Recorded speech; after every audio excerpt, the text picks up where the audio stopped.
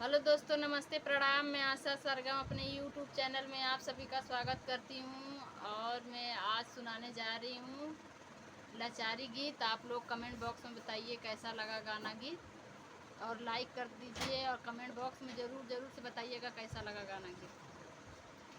खिड़की के झकैया में जाला जियरा, खिड़की के झकैया में जाला जियरा। जब हम जनती ससुर घर रसिया, जब हम जनती ससुर घर रसिया, खिची मरती कटरिया अकेले जियरा, खिची मरती कटरिया अकेले जियरा।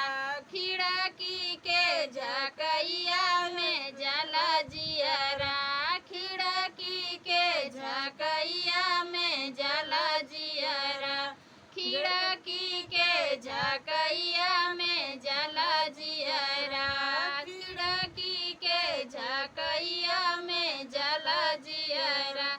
जो हम जनती भसुर घर रसिया, जो हम जनती भसुर घर रसिया, खिची मरती कटरिया अकेले जियरा, खिच मरती अटरिया अकेले जियरा।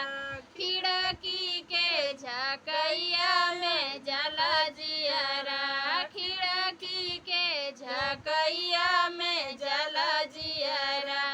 जो हम जनती देवर घर रसिया, जो हम जनती देवर घर रसिया, खिच मरती कटरिया अकेले जियरा, खिच मरती कटरिया अकेले जियरा। खिड़की के झकैया में जाला जियरा, खिड़की के झकैया में जाला जियरा।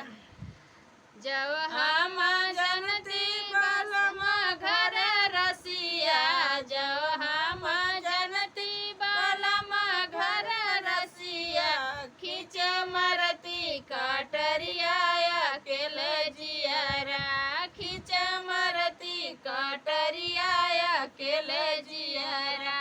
खिड़की के झकैया में जाला जियरा, खिड़की के झकैया में जाला जियरा, खिड़की के झकैया